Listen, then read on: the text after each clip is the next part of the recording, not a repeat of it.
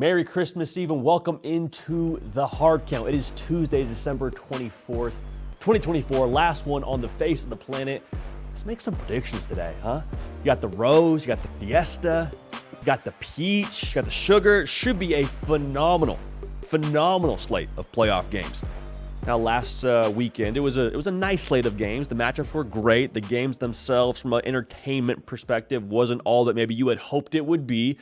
But that's probably a good place for us to start. Before we move forward here, make sure you are subscribed to the On3 YouTube channel. It's college football, nothing but college football all year round. We got a show for you tomorrow on Christmas Day. Obviously, we're doing a show for you today on Christmas Eve. We're committed to this, right? We're about that life. Caden Smith on the ones and twos. He's dialed in. We're dialed in. Y'all are dialed in. We appreciate the heck out of you for making this show what it is. A bunch of college football sickos year round. Gets me fired up just talking about it. One other thing that gets me fired up, though, to talk about is where we currently are in the state of the college football playoff, which is probably the best like prompt for us, the state of the college football playoff. I have no problem with the field that we have in the college football playoff, the 12-team field, that is. Because the take that people are loving to hammer home right now is, well, hey, Alabama would have given us a better game against Penn State, right? Hey, South Carolina, they could have played Notre Dame a bit tougher, right? You know what? Probably so. That's probably the case. However, what logic, what resume are we standing on to put Alabama in there? Lost to Oklahoma. South Carolina, I love you. You have 3 losses, one of them a little bit ugly to Ole Miss. I mean, Ole Miss in themselves lost to Kentucky. Like, you see what I'm saying? There's no leg for me to stand on, for me to pound the drum for one of these SEC teams to get in. Now, we tried for South Carolina before the year started, but again, based on resume, with SMU, with Indiana, there was nobody pushing back all that hard on either of those teams making the college football playoff on Selection Sunday. You got 1 loss during the regular season. SMU, I mean, took Clemson to the wire in the ACC title game, an extra game. Like, it's hard for me to dock either one of those teams for getting into the playoff. You want to be mad at somebody? Be mad at the SEC. Be upset with Ole Miss for losing to Kentucky. Be upset with South Carolina for dropping a game they shouldn't have. Like, it is what it is at this point, is what I'm trying to say. If you want to be upset at the SEC, because the logic the committee used, as much as we want to be upset with the results, the committee's logic was sound, and they stuck to that for the most part. So, like, retroactively canceling SMU and Indiana for their playoff performances, a little bit of a fool's errand. My issue with the playoff is how we got here. One of the headlines that you heard people throwing out there for the expanded playoff that we were apparently just supposed to buy into was, well, it's going to be a lot more fun. 12 teams, more football, more opportunity. Is more fun ever a reason to do anything? It's probably more fun to enjoy a cold beverage of the over 21 variety when you're studying for your final exam. Probably more fun, right? Good idea? I would have to believe not. It's probably more fun to watch a movie during your 8 to 5 job while you're doing your work. Fun? Yeah, for sure. I'm here for Star Wars, whatever episode you want to call, right there while I'm doing my work. That'd be more fun. Is it a good idea? Does it help us get to where we actually want to go? Does it fulfill the overall purpose of the task that we have at hand here? No. And the purpose of the college football playoff has always been, should always be, to crown a national champion. So adding 12 teams, yeah, more fun. Does it keep us on task? Does it provide the appropriate purpose? I don't think so. And I've said this before and I'll say it again. There has never been 12 teams worthy of contending for a national championship. Notice what I did not say. I did not say we shouldn't have considered expansion. Like, I have on my Twitter page, I quote tweeted it from this past weekend, a perfect college football playoff with 6 teams. I'm anti-expansion to the degree of tripling the field. I'm not anti-expansion in general. Like, you could argue for that year where Baylor and TCU got left out. Could one of those teams have gone on a run? Potentially. Last year, Georgia, if they got back right and got a little bit more healthy, could they have gone on a run last year? I guess we'll never know. But again, if the purpose is to crown a national champion, saying, well, it would be more fun if we had 12 teams, that to me is just so stupid.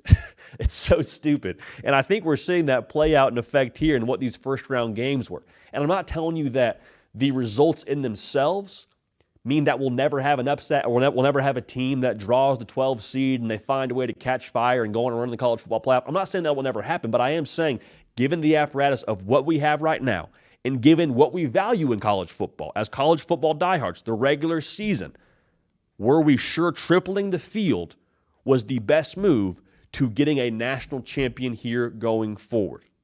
I don't believe so. Stats by Cato, who pulled this during the week, and it was a phenomenal draw. The total score between winners and losers from that first round of the playoff, 145 to 68. Of those 68 points scored by the losing opponent, 35 were scored in the fourth quarter. Handful of those touchdowns were garbage time. So you see the point I'm making here. Like, the gap was already pretty large, I believe, when it came to teams 1 through 4 in the college football playoff 4-team format. We saw blowouts. We absolutely saw blowouts. So when we saw that happen in those college football playoff games, we looked at that and said, okay, good idea is to add 8 lesser-ranked teams to the equation. That'll give us a better playoff. No. Again, I'm not telling you it can't happen. I'm not telling you it's not going to at some point give us a fun upset and we won't cover it and we won't enjoy the heck out of it. But again, more fun isn't a reason for us to tweak the competitive nature of our sport. All right? Now, another thing I hear is, well, it's good for the fans. Is it good for the fans? I think it's good in trying to add other fans, try to add people to the sport that maybe weren't college football fans before. Maybe it's good in that sense. But if I have to tweak the fabric of college football, if I have to mess with the regular season, I have to give you a whole new playoff to get you to watch the sport, is that really a fan that we need to go after? I think college football is built on the hearts of diehards, the folks that are down to see their team fight for a bowl game, the folks that get fired up when their team moves from 6 wins to 9 wins and gets excited about that. Like, the national championship hasn't always been the end-all, be-all. Actually, I have more folks in my mentions saying, bring the BCS back, than expand the playoff to 12 and beyond. Here's the dangerous thing now, and understand now, this playoff format we have right now, if you don't love it, it's going to change in 2026. There has been rumblings and rumors and just, on my end, quite frankly, assumptions that we will expand to 14 teams, if not more.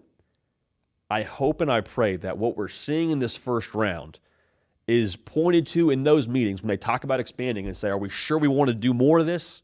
You sure you want to sign up for more games like this? And I'll tell you already, that the thing they're going to push at you is more football is better football.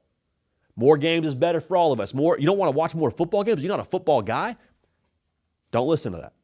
It's a guilt tactic to say, no, I do love football. Of course, I'll watch another blowout in the first round. Of course, that's good for the sport. It's not. It's not. Opportunity for more teams is not necessarily more opportunity. More opportunity is actually having a team like Cincinnati run the table, find themselves in a 4-team playoff, and be 2 games away from being a national champion. That's opportunity. All right? Like, there's this illusion that somehow the 4-team playoff was so exclusive and you couldn't find your way in if you weren't one of the big guys. TCU got in there, got boat raced, they got in there, won a game in the college football playoff. Looked like it was working just fine to me. Cincinnati, again, a G5 team at that point in time, made the playoff. Got beat, but they got in there. So, like, this idea that somehow the little guy has more of an opportunity in the 12-team playoff and beyond. The climb is much steeper now for the little guy, quote unquote.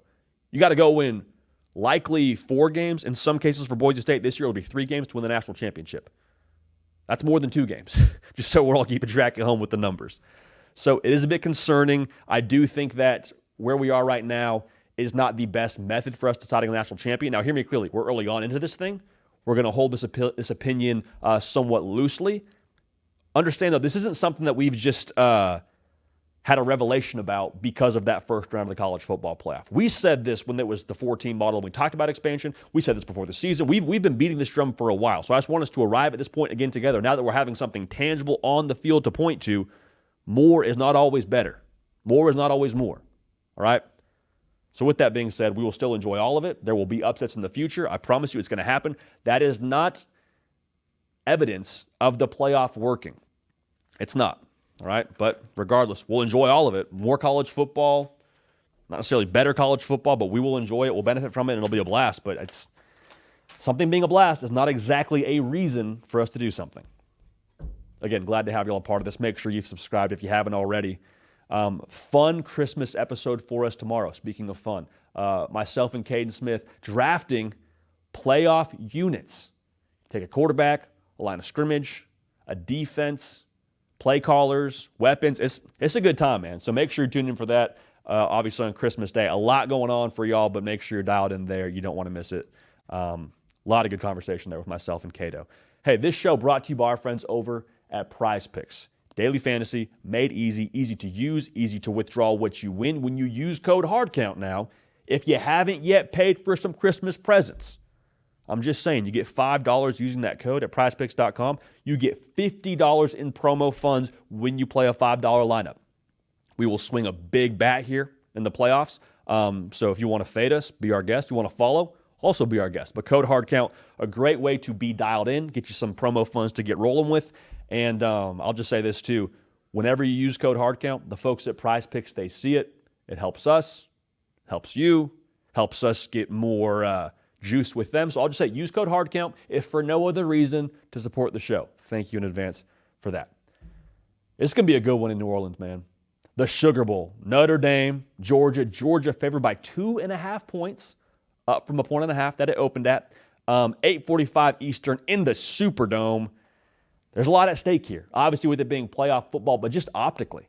Like I think for Notre Dame, we've said this for a while, man. This can be their program-changing win.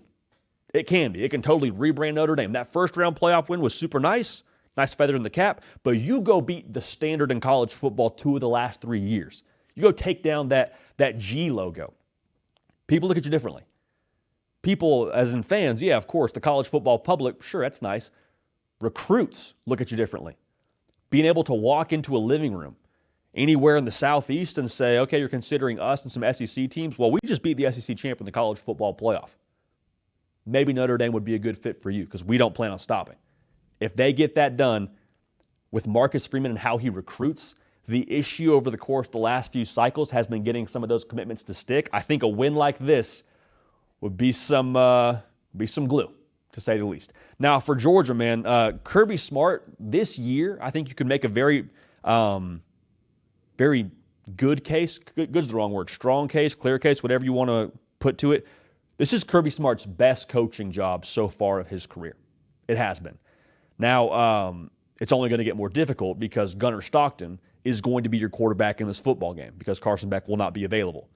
The question for me in this game around Georgia is how much do those traits that they preach in Athens allow you to play? A better way to say it, how much do those traits they preach in Athens allow you to improve your level of play? Because Georgia, we talk a lot about them being down, quote unquote, which is a funny way to phrase it when they won the SEC and they still have a roster full of 5 stars. In this spot, though, with your backup quarterback, it will take some urgency. It will take those special unquantifiables that you need to win playoff football games in this spot. Because make no mistake, Notre Dame, their roster, while it may not be what Georgia has, I don't think it's that far off when you look at the way they've played this year. Maybe not from recruits, maybe not from raw ingredients, but the way they play together, the way they play in their formula of run the football, line of scrimmage, like that's who they are. They do it at a high level. It's going to be fun.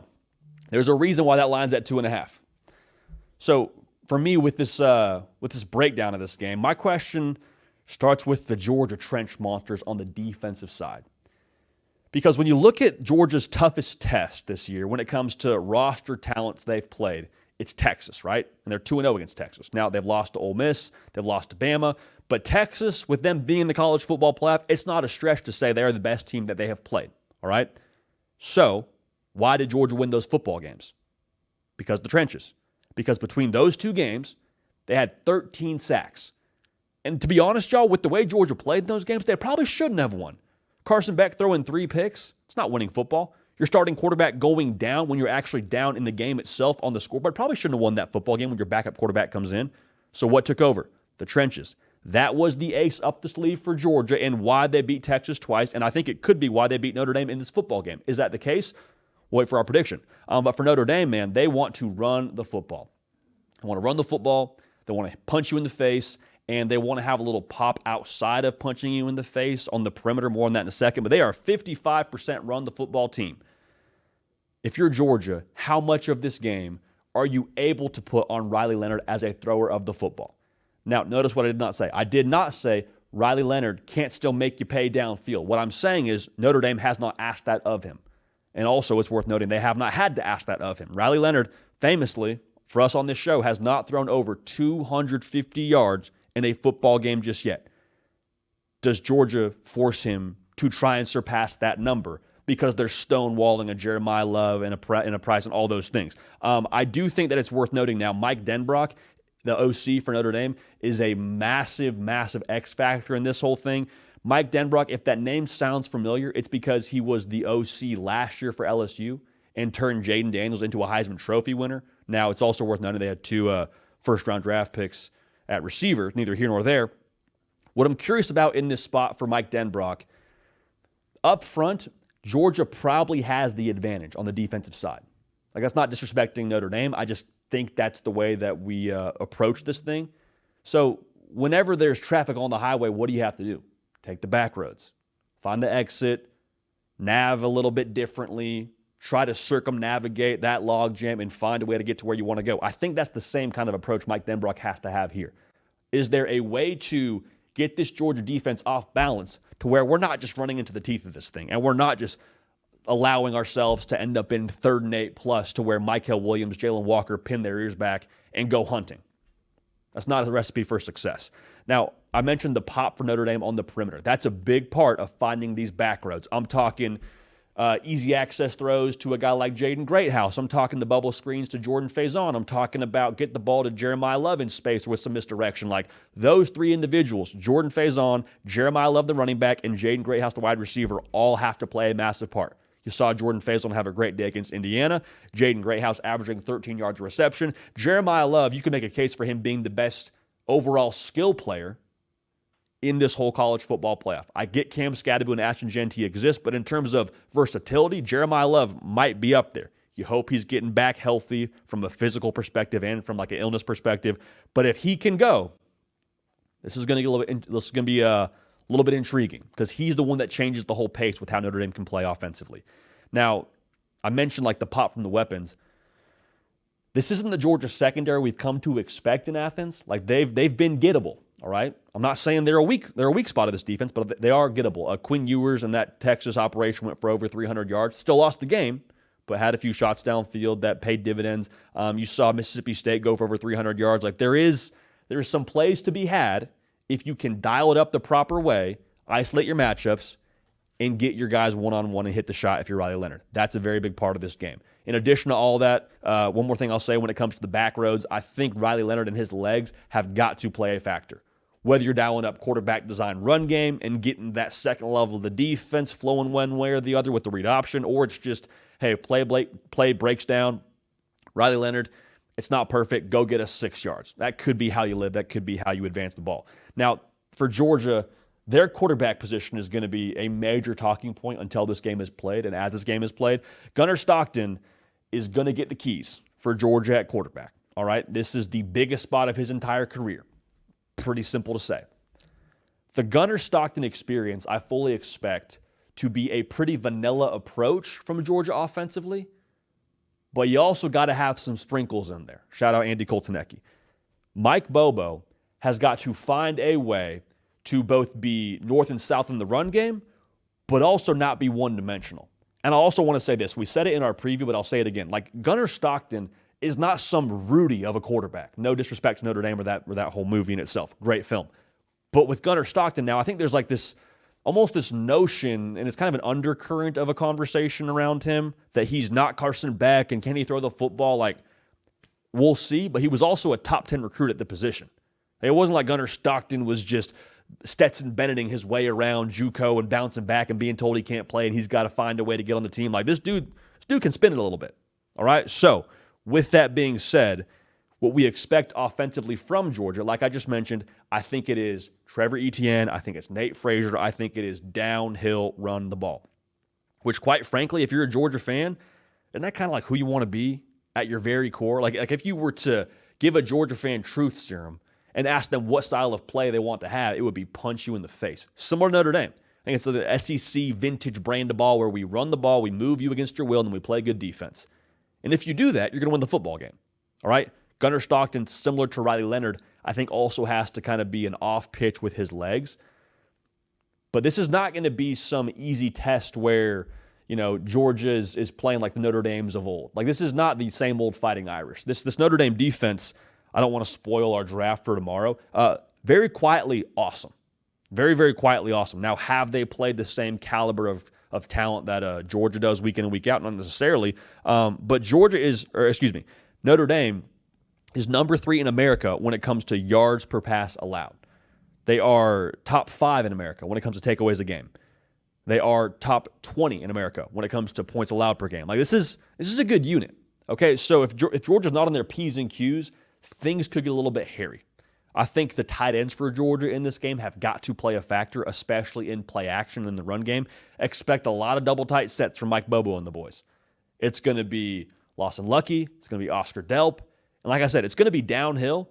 But at some point in time, especially with the injuries for Notre Dame on the defensive line, which you hate to see for Riley of Notre Dame, there's going to be a situation where they start stacking the box and say, you know what, if you beat us, throw the football.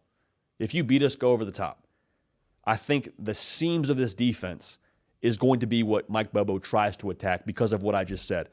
The versatility and the way you're able to stay in the same looks pre-snap with 2 tight ends and run the football and throw off of that, I think is going to be a bread and butter, if you will, for Georgia in this football game. So, when it comes to our prediction, where do we go from here? Notre Dame can win this football game. Hear me very clearly. Their talent is good enough. Their coaching staff is good enough. Marcus Freeman, I think, is one of the rising stars, if not already a star in the sport as a head coach. What I can't get past is Georgia and how they play with a sense of urgency, right? Look at their season. You lose to Bama, and everyone's like, man, is Georgia anymore? I guess we'll see. They go out and beat Texas, right? They lose to Ole Miss. I said it famously. Ole Miss had better players than Georgia. I still feel that way.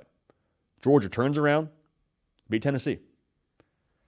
Georgia loses their starting quarterback in the SEC title game when they're down. Gunnar Stockton steps in, brings them back. They win the SEC. Now you're in the college football playoff with a hot Notre Dame team rolling in with a backup quarterback, and you're only a 2.5-point favorite, opened at a 1.5. If there was ever a sense of urgency to be had for Georgia, now is the time. And that, to me, is what makes them dangerous. You take that, and then you pair it with the reality that, hey, this is still a roster full of 5 stars. It's still Kirby Smart. Like, I think we kind of take that for granted. It's still a dude with 2 national titles to his name and a team off of 20-plus days of rest. So we'll take Georgia to win. I'll take Georgia to cover by a small margin. I think it is close. I think it's a dogfight, no pun intended. I'll take Georgia 31-27 in NOLA.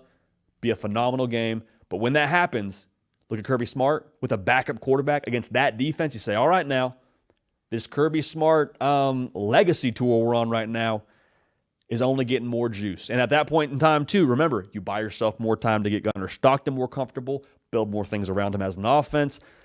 This Georgia boulder of a situation here starts to get momentum, could go downhill, and before you know it, the Dogs are a problem. And maybe they find themselves in Atlanta playing for a title. But I will take them to squeak by Notre Dame when it's all said and done in the Superdome. It's going to be a great game, man. That's going to be I do not expect that to be the similar flavor of what we saw in the first round of this college football playoff where everyone's just getting blown off the water. I do think it's a great game. I think it's a great game. Speaking of great games, man, this was a great game the first time we got it. It'll be a great game. This time around, you got the Rose Bowl. The granddaddy of them all, Oregon, Ohio State. Ohio State, a 2.5-point favorite, 5 Eastern, ESPN. Now, I want to put a pin in that intro really quick. When I was a kid growing up in Southern California, for Christmas one year, I think my dad got them through work maybe, or maybe it was a gift from someone else that he knew that was unable to go. Anyway, we went to the Oregon-Ohio State Rose Bowl with Jeremiah Masoli on one side, Chip Kelly as the head coach for Oregon on that side, Terrell Pryor as the quarterback, like Jim Tressel. It was awesome. I'll say this too, Ohio State fans, they traveled for that one. I remember watching that as a kid and being like, dang, how far is Ohio from California again? There's a lot of red in this stadium here. Obviously, Oregon will show up. It's a West Coast situation, but I don't expect it to be like a massive home field advantage necessarily for the folks rolling in from Eugene. With that out of the way, for Oregon, man, you got to prove it. We're telling stories from my childhood in this game breakdown, but so be it. As a kid, whenever we played the basketball shooting game horse, you get to that last letter, and to ultimately win the shooting game, you had to prove that you could make the shot you just made for a second time. That's Oregon in this spot. You beat Ohio State during the regular season. It was a phenomenal game. It showed great poise from Dan Lanning. I think it was a we're here kind of moment for his program. But like, if you want to be who you believe you are and who you say you are and who we all say you are, you got to prove it. Got to make the shot a second time. You got to beat Ohio State. For Ohio State, man, this game is played on New Year's Day. Going to be one of the most electric atmospheres of the entire playoff. New year, new Buckeyes. That's what it has got to be, man, because there was a bit of just bad vibes, honestly. We've said it a few times, but I want to just double down on it. Like, there's been bad vibes for the Buckeyes since that Michigan game. There's probably some bad vibes coming out of the Oregon game with everyone talking about Will Howard and him sliding too soon and Ryan Day being out coached. Like, I do think that this game being played on New Year's Day is kind of a funny microcosm of where Ohio State believes they are. I think they flushed all that out of their system with the Tennessee win. I really do. I'm not telling you the Tennessee win is the end-all, be-all for them. Obviously, it's not. They want to do a lot more than just beat Tennessee in the college football playoff before they're all said and done here. But, like, I think that kind of gave them a new lease on life, because you can believe something internally, but until you actually prove it to yourself in a tangible situation, until you actually, like, look at what just happened on the field, you watch that tape back and say, actually, yeah, we are one of the best teams in America. Actually, our talent did translate there. Actually, we did physically dominate them with our offensive line being reshuffled. I think that matters, and I think that's going to cause Ohio State to bring their best and then some in this spot in terms of their overall preparation and output in this game. Now, does Ohio State bring their best from a performance perspective? Remains to be seen. The game flow in this rematch is going to be really intriguing because the last time we saw these teams play, it had a very, very video game-like vibe to it. You know what I mean? Like, you and your boy are playing college football 25, and it just kind of comes down to who has the ball last. Now, funny enough, it came down to Ohio State having the ball last, so that kind of is what it is. But the point remains the same of both quarterbacks went for over 300 yards, both teams went for over 30 points. Do we see that again? And if we do, I think at that point in time, it comes down to which quarterback do you trust more. You take Dylan Gabriel, the Heisman finalist, who has a body of work that I think speaks for itself, or do you take the quarterback in Will Howard, who's coming off of Ohio State's arguably best offensive output of the season, where he's running it, he's throwing it, they're being aggressive, they're taking shots downfield, they realize Jeremiah Smith is really freaking good yet again in Columbus. Like, is it that kind of situation? If it is, I think it's a toss-up. Like, we could see, I think, a very similar game like we did in Eugene, where it's like, who has the ball last? Can they finish? Can they make the field goal? They slide too early. Do we get a 12-man on the field kind of checkers over chess or chess over checker situation? Remains to be seen. Like, at that point, it truly is a toss-up. Where this thing gets interesting to me, what if both these DCs just say, man, forget all that noise? Like, last time was last time. We got a full 4 quarters of tape on you now, plus the rest of the season. We're ready for this one. We're ready for this one. Oregon in this game last time averaged 10 yards a pass, 5 yards a carry. Ohio State averaged 7 yards a pass, 4.5 yards a carry. Who has a better survival kit if things get gross? We talk about this a lot on this show. Who's able to just play the more rock fight, muck it up style of game? If you're Ohio State, you say, we got the best backfield in America in Travion Henderson, Quinshon Judkins. I don't think you're wrong. Your offensive line concerns me a little bit, but I don't think you're overall incorrect. Oregon, it is fair to say, too, the last time they played, I don't believe they had a scoring drive when it comes to, this touchdown scoring drive that was longer than 7 plays. What if Ohio State just says, if you want to beat us, great, you're going to have to go 10 plays every time? Caleb Downs, Denzel Burke, Igbinosun, they remember getting embarrassed last time. They're not letting that happen again. It's not going to be a quick strike situation. You got to drive the field on us. I wonder if that's the way that this game goes. And if it goes that way, I'll say this, I think it could favor Ohio State because of the aggression from the defensive line with Jack Sawyer, JT Tuimoloau, the backfield, Will Howard, all these things. I think that honestly would be a situation where Ohio State win this football game. Now, I'll say that, and then I'll bring you this question with it. How much do we think Ohio State emptied the clip against Tennessee? Like, was that Ohio State's high point this year offensively? Or was it like we're kickstarting and we're just getting rolling here? I think for Oregon, I would be much more worried about them matching up with Ohio State.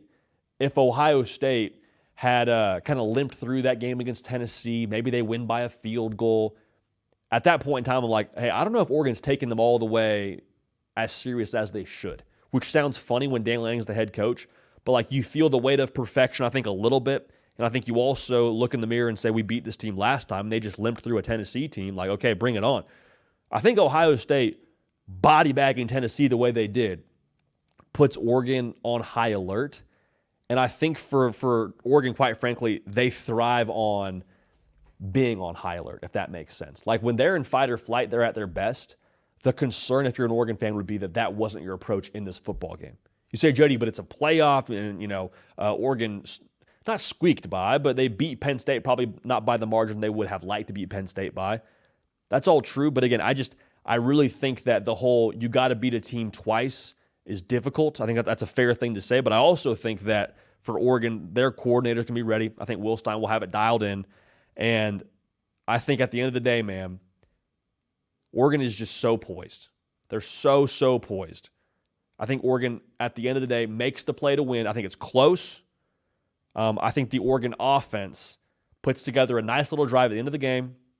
I think they kick a game-winning field goal in Pasadena with the oil painting on the mountains as the sun sets. I think Oregon wins the football game 31-28. At that point now, if you're Oregon, you haven't, won the national championship yet, but you have once again passed the most difficult roster test I think you're going to have this entire way. So obviously you got to handle business. You got to make sure you stay on your P's and Q's. But I think for Oregon at that point you say, okay, yeah, we really are that good.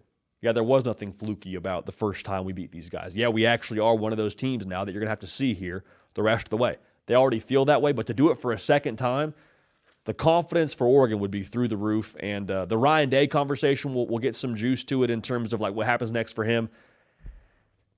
I don't think it's a situation where Ohio State says, thanks, but no thanks, Ryan Day, you're gone. That would not be the world you live in. I think it is possible that Ryan Day says, forget this, I'm going to the NFL, I'm going to be a coach somewhere else or what have you. But I don't think it's a Ryan Day's on the hot seat conversation.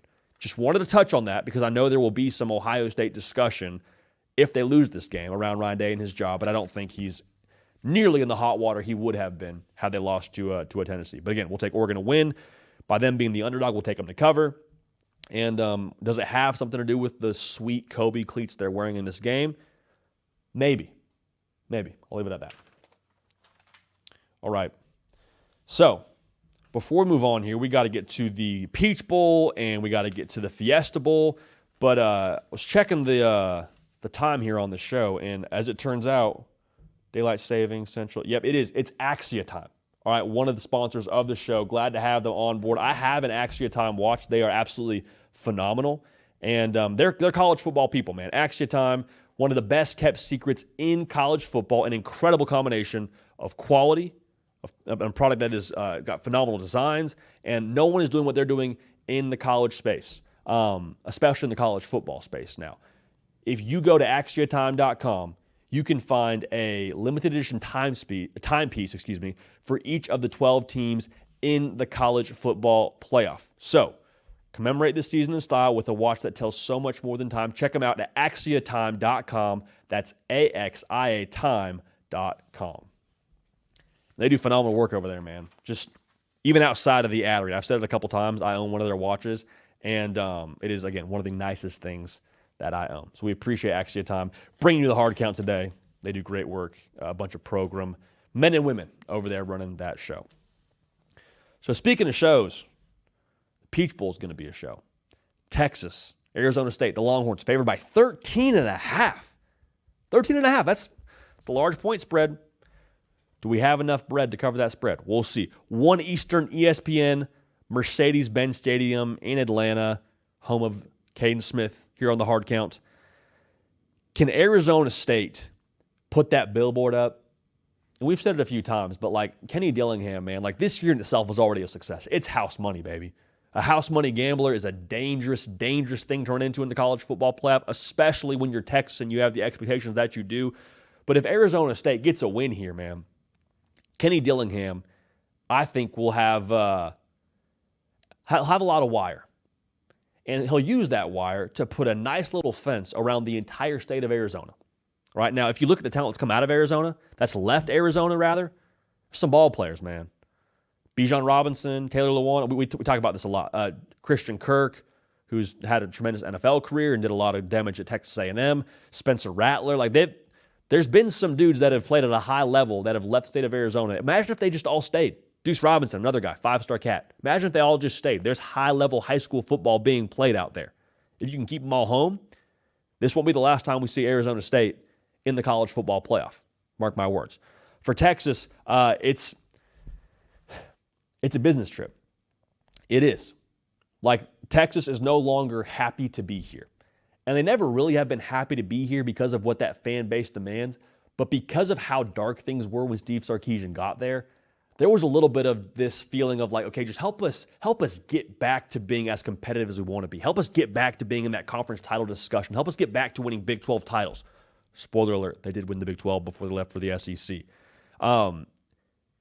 This is a game where Texas feels like they should walk in and take that thing over. And that sounds a little bit ambitious, I suppose, with it being a college football playoff game. But like Vegas feels the same way, giving Texas a 2-touchdown spread, give or take, with 13.5.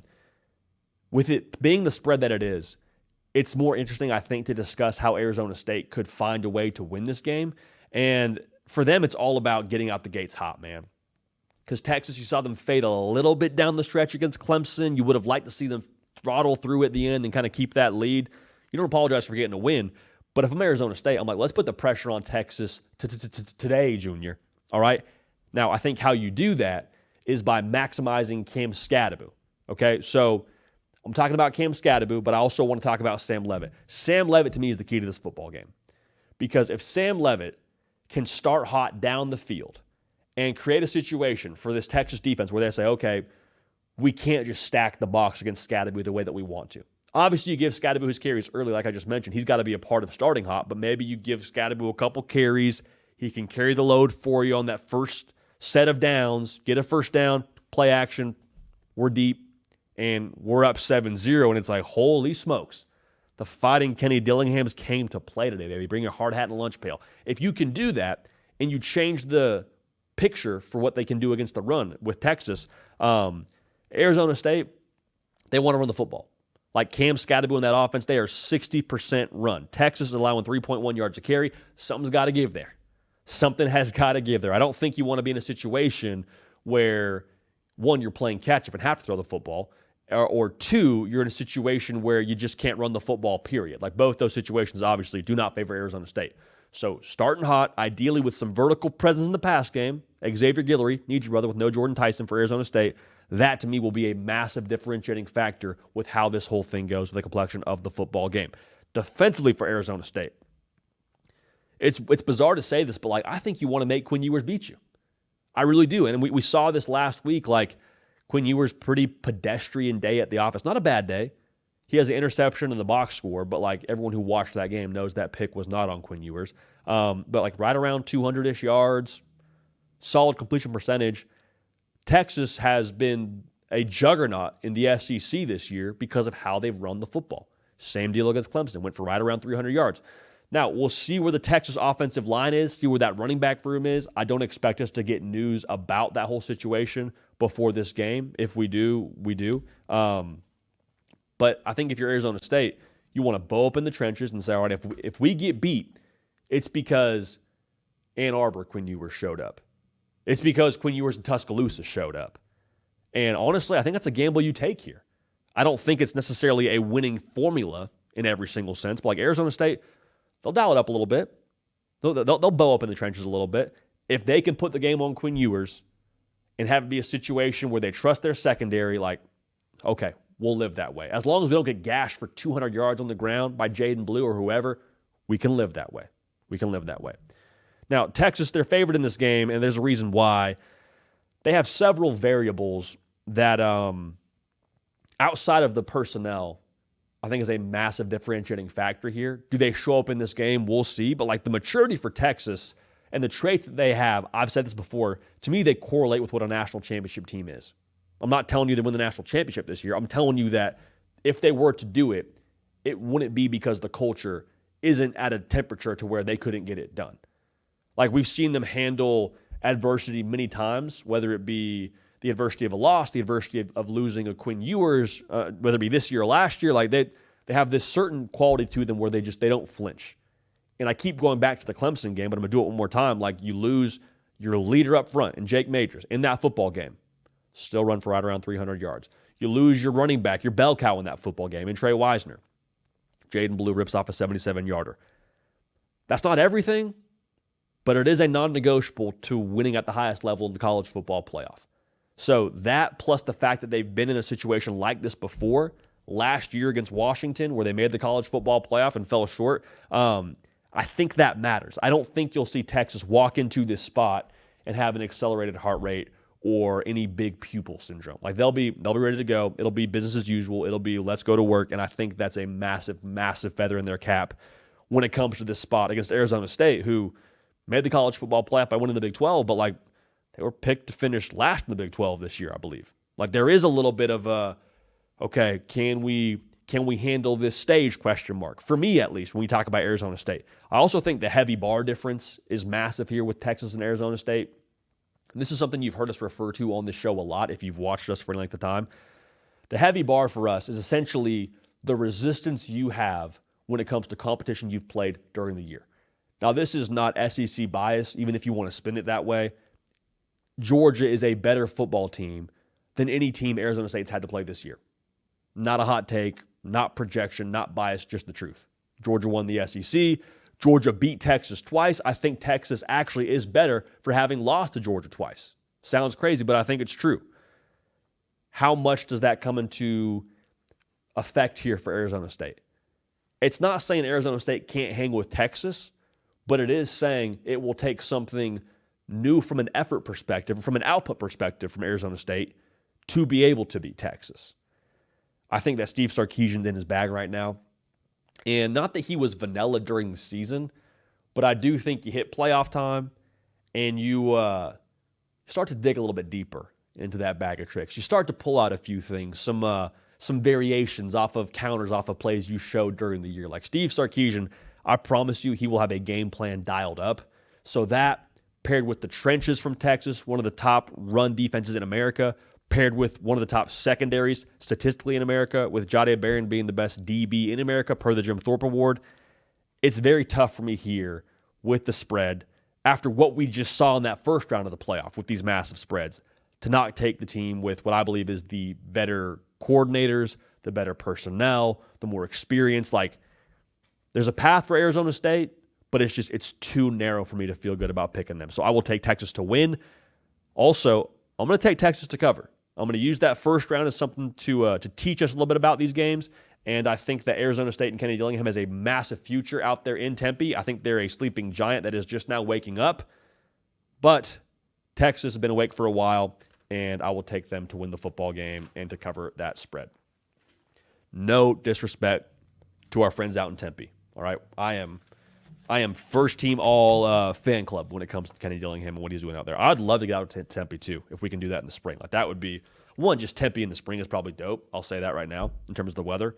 But just that Kenny Dillingham, every single time he touches a mic, cuts a promo, and I would love to sit in front of a mic and hear him cut promos in his mic in a one-on-one setting. So that leaves us one more college football playoff game to break down here. It is the Fiesta. It's going to be a party New Year's Eve, 7:30 Eastern, ESPN. This is the first college football playoff game we're going to get of this slate. Penn State favored by 10.5 against Boise State. Now, Penn State is in what I would call kicker mode. It's a tough place to be, but y'all know kickers, man. Like, if you make a field goal, you're supposed to do that. Like, you better make that 43-yarder. It's your only job today. But if you miss it, it's like, this guy sucks. Get him out of here. This guy's got no chops. What are we doing? It's kind of where Penn State's at right now. It's the luxury and the disadvantage of the card they drew when it came to their college football playoff path. Beat the brakes off SMU. I mean, Gucci, ostrich, silver buckle, leather belt to behind against SMU. We're all like, yep, they were supposed to do that. Same deal with Boise State. 10.5-point spread. If they blow the doors off them and cover that, good. It's a G5 team. You're supposed to do that as a Big Ten team, with your only loss being to Ohio State during the regular season and then one loss to Oregon in the Big Ten title game. Like, it's unfortunate, but it's where you're at. So can you make the kick when you're in kicker mode? Now, for Boise State, I think there is sort of this this stigma around them because they're a G5 team and because of that logo, I don't think Boise State's fearing Penn State at all. I really don't. Like, I think they have a ton of confidence. I think that they have the true Heisman winner on their football team in Ashton Jeanty, and I think they're going to go right at Penn State. I think they will go right at them. I think they will run the football. I think they'll be physical, and I think they will swing at their head. I think they're also probably looking at that Oregon tape and saying, okay, this was the best team in America. This is our one common opponent, I believe. Hey, we lost to them by less than y'all lost to them. Just in case you want to check the facts, we lost on a game-losing field goal. Y'all lost by, a touchdown in the Big Ten title game? All right. Bet. We'll see. This all comes down to me for how much you have to ask of the Penn State offense. Because Penn State has been good statistically speaking, right around 33 points a game. They've just been a little bit inconsistent for my liking. Like 37 points against Oregon was awesome. Is that now who they are going forward, or is it a mother lifting a car off of her children, like superhuman effort, because that's what it required? I don't know. So they'll do that, and they'll also score 13 against Ohio State with no offensive touchdowns. They'll score 33 in overtime against USC, or I guess in a game that went to overtime against USC, and then also score in the 20s against Minnesota. So like there's a lot there that I'm unsure of. If it's a situation where Penn State has to score points, Penn State is massively, massively dependent on three weapons offensively: Tyler Warren, Nicholas Singleton, and Katron Allen. I want to really hone in on Warren and Singleton here. Tyler Warren has 92 catches. He is Penn State's leading receiver. No problem with it. Dude's I won't say generational. Everyone says generational. Dude is a superhuman talent. He's a freak show at tight end. Line him up wherever. Line him up at quarterback. Put him at H-back. Hand him the football. I don't care. Dude's a baller, all right? Just so we're on the same page. I have no problem with him having 92 catches. My question becomes, well, our next best receiver has 43 catches. You see the situation there that we run into? What if Boise State just says, we're taking away Tyler Warren? Beat us. Not saying it can't happen. Not saying Penn State couldn't still beat Boise State with that situation, but I do think, look at Boise State's run defense is also pretty solid. Now, have they played the caliber of what Penn State's bringing to the table? I don't know, but I do think it's worth noting. Nick Singleton has 39 catches. That is third most on the team. So what I will say is being dependent on really good players is a good way to win. It's also a very tricky way if they take them away to lose a football game. All right, now can Boise State do that? Remains to be seen. So again, how much does Penn State need to score to beat Boise State? Is it like, hey, 28 will be enough? Or is it like, nah, you might need to score 35, 37, north of 40? All of that to me is dictated by what Ashton Jeanty does. And it's kind of a simplistic way to look at it, but I really believe that's the case. You say, well, he's a one-trick pony. Boise State's a one-trick pony offensively. I mean, if that is the case, Boise State has one-trick pony their way to a bye in the college football playoff and a 3-point loss to Oregon. Like, it's hard to knock that. It's hard to say that hasn't worked because every single game, everybody and their mother knows. Even if their mother has never watched a snap of college football, very quickly gets in the know. Ashton Jeanty is getting the ball here. Ashton Jeanty is going to get north of 30 carries a game. He's going to run for over 100 yards. More than likely, probably north of 150, 170. I took the prize picks less on his yards in that Mountain West Conference title game. Was not a good move by your boy, just so we're aligned there. Now, Penn State, their rush defense will be different than anything that Boise State has seen as of late. Penn State's allowing right around 100 yards a game. Good for 6th in America. So I think the question kind of becomes here for Boise State. I just mentioned how much of a one-trick pony they are, and you can't knock them for that. I think in this spot now, you do need something from Maddox Madsen, the quarterback for Boise State. He has been solid. Now, do not hear me incorrectly. Maddox Madsen does not need to go full Battlestar Galactica video game mode for them to win this football game. He does not have to go for 300 yards. You take it, be real nice, be surprising, be nice, but I don't think that has to happen. He just has to be timely. Like, hey, 3rd and 7, they stack the box, go to the right place with the football, get us a first down. Don't take sacks. Like, if Maddox Madsen is just timely, this thing gets really interesting because I do think Ashton Jeanty at some point in time is going to get his. Now, does get his look like 180 on the ground? Does it look like 110 on the ground? It's a pretty massive difference. But I think at some point in time, whether it be in the third quarter or in the first quarter, he will eventually pop one. Okay? So how much are you able to keep your team in striking distance when and if he does pop one, if that makes sense. James Franklin is going to get a lot of discussion in this game, whether they win or they lose. But the conversation around him has been, well, he can't win the big one. Can't win the big one. He's something like 3-18, 3-19 maybe now, depending on how you view the Oregon game, against like top 10 opponents. I say how you view the Oregon game because the Oregon game was outside of the regular season. But with that being said, as much as we knock James Franklin, we being the college football public, for the games that he's lost, Penn State and James Franklin, they don't really lose the games they're supposed to win. Like, say what you want about the big games against Michigan and Ohio State and the Oregon game this year. They don't really have a bunch of, like, take their eye off the ball situation to them. So with that being said, I do think that at the end of the day, the physicality up front that I saw from Abdul Carter, Deni Dennis Sutton, and that defense just swarming around, Penn State, I think, is too good on the back end to allow Maddox Madsen to offset the offensive approach from Boise State and kind of keep Penn State guessing. I don't think that's going to happen. So with that being said, I think the running game of Penn State, I think Drew Aller, first time we mentioned Drew Aller in this preview, funny to say, I think he does enough downfield and maybe also with his legs in this game. I just think Penn State's got too much, man. I think they've got too much, and I think they win this football game. And again, I'm using the first round as a lesson for us here. I think they cover. I think the roster talent is just too much there. I think Penn State's got too many reps under the heavy bar. There it is again with their game against Boise State. So I'll take Penn State to win, Penn State to cover. Now, I will say this for James Franklin. I said it at the top. Kind of in kicker mode, right? Make it awesome. Miss it, what's wrong with you? You don't get credit for going to the grocery store and checking off all the things you're supposed to get on the list. You don't. Penn State is doing that right now in these first two rounds. They're at the grocery store, checking out frozen pizza, awesome. Spinach, awesome. This container is way too big. Who needs to buy this much spinach? It is what it is. Milk, got it.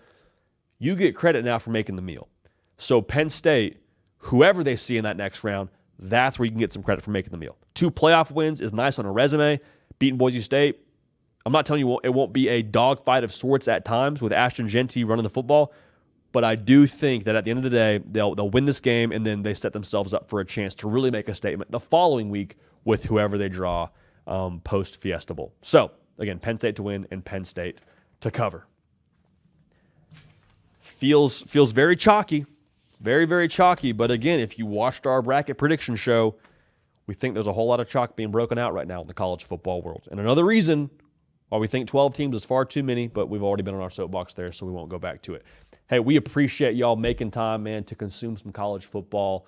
While you're on the road, maybe you're driving home for Christmas, or maybe you are driving back from Christmas, or maybe you are dialed in during Christmas Day. However you're consuming this show, even if it has nothing to do with Christmas or the holidays, we appreciate y'all making the show what it is, man. A privilege and an honor to talk football with y'all for a living, and not something we take for granted. Feel extremely, extremely lucky, and we're going to enjoy the heck out of this playoff, man, whether they put 100 teams in it or they go back to the BCS. So, for Caden Smith and the ones and twos, for myself, JD PicKell, you matter. We appreciate y'all. We love y'all. We're going to keep this party rolling, and we will see y'all next time.